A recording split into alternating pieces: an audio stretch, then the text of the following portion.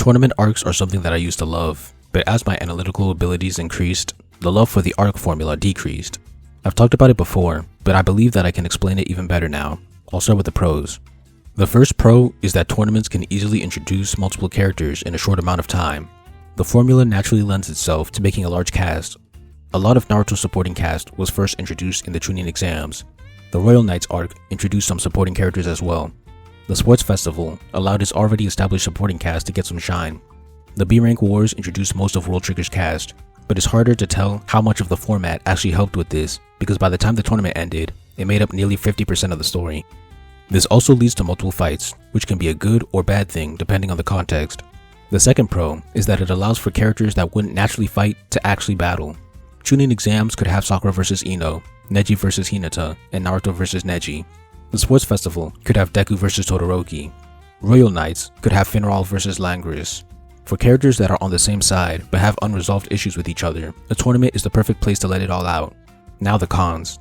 The first major con is the hit to the themes. In a tournament arc, it is nearly impossible to have a theme-based plot, which is what I define as a plot that is uniquely constructed to highlight the themes through plot elements like conflict and events. I should have a video explaining that by now. A quick example is Soul Society. The competing beliefs are prioritizing bonds over obeying the law, represented by Ichigo and his friends, and prioritizing the law over bonds, represented by Byakuya and the Shinigami. The inciting incident, main conflict, and events in the arc are all made to enhance this thematic conflict. Byakuya has bonds with Rukia, but chooses to obey the law and execute her, highlighting how far he's willing to go for his belief. Ichigo chooses to go against the entire Soul Society, despite their might, just for his bond with Rukia. That highlights how far he's willing to go for his belief.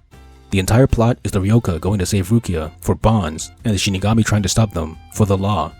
A tournament's formula is too strict to allow anything like that. The plot is predetermined. The characters fight in an elimination bracket until one person makes it to the end. Dark Tournament has a theme with Toguro. Chunin Exams has a theme with Neji. Sports Festival has a theme with Todoroki. The problem is that these themes are added as an afterthought, rather than having the entire arc built around them, making the themes and the plot weaker. This doesn't mean tournaments have bad themes. They just can't develop them as well as a different arc due to their restrictive plot. The second major con is the restrictive plot in general. Tournaments normally follow a bracket, and the plot is just back-to-back 1v1s until someone wins it all. It's too rigid. There's barely any room for unpredictability or ingenuity. Some stories try, like Gaara killing Dozu before the last section, which affects the bracket, but that's it. Dark Tournament handles this the best because of the unconventional elements it has. First, it's a team tournament. Second, the teams are allowed to make up rules for each team fight. It can be 1v1 matches, with overall victory determined by getting the most points. It can be a 3v3 battle royale. It can be a 1v1 elimination matches until all of the opposing team's available members are unable to compete. It has a little more unpredictability. Losing one fight doesn't necessarily disqualify you from the round. You don't know if Team Urameshi will get a clean sweep or if they'll have to struggle. This doesn't change the fact that the plot is still back-to-back bracket fights, but it does make the arc much more interesting. The third con is lower stakes. In a regular arc, losing might mean dying and winning might mean saving a friend from death. In tournaments, usually, losing means disqualification and winning means getting a prize because the fights take place in a controlled environment. If you win the chunin exams, you get to rank up. If you lose, you don't. But people who lost still ranked up, like Shikamaru, because it wasn't based on performance. Winning the Sports Festival gives you a medal. Winning the Royal Knights means you look good because a lot of the losing teams were still selected.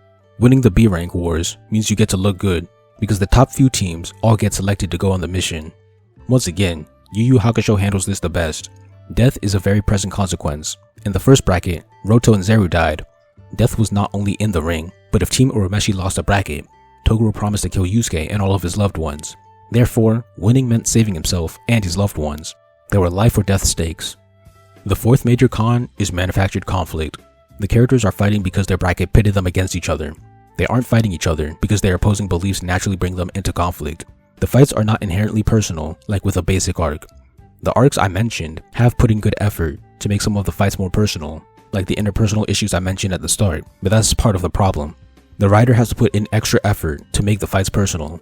I've yet to see a tournament where all the fights were personal, and that's unlikely to happen. Before I go into the last section, I have to highlight the Dark Tournament. As I said, it adds unpredictability to decrease the restrictive plot, and adds in life or death stakes to increase the power of the stakes. One more thing it does better than the others is distributing wins. There are two ways the story makes the win distribution satisfying. The first is that all of the good guys are on Team Urameshi. Everyone else is a bad guy. This is uncommon in tournaments. While this eliminates the pro of pitting allies against each other, it positively affects the win distribution. The second trait is that it's a team tournament. When you combine these two facts, theoretically, Team Urameshi could sweep the competition and give all of its members several wins. What actually happens is that the heroes have multiple opportunities to win and lose without being disqualified, giving them a more satisfying win distribution. In a regular tournament, every man is for himself, so that means people are going to have to lose and get disqualified, limiting the amount of wins they can acquire. If it's a tournament of 16, the highest number of wins for a person is 5, and it can only be achieved by one person. Meanwhile, 8 characters will have to go home with no wins. If all 16 characters are ones that the audience enjoys, there's bound to be a lot of disappointment because people have to lose. YuYu Hakusho doesn't have that problem. All of our favorites are on one team, and they have many opportunities to boost their win count. World Trigger is the next most similar. It has a team tournament where all of our favorites are on one team. It is also a battle royale, which gives members multiple chances to score kills. So even if your favorite is killed, he still could have scored some kills before going out, increasing his KD ratio and making him look better. But this isn't exactly the same, because these team fights are literally team fights. It's not multiple 1v1s between two teams, so the kills don't shine as brightly as the individual wins from any other tournament. Royal Knights is also a team tournament with all members fighting at once, but you win by breaking a crystal, so individual wins or kills don't apply here. Beating one opponent means absolutely nothing if your crystal is broken. Winning a fight in YuYu Hakusho or scoring a kill in World Trigger actually scores the point.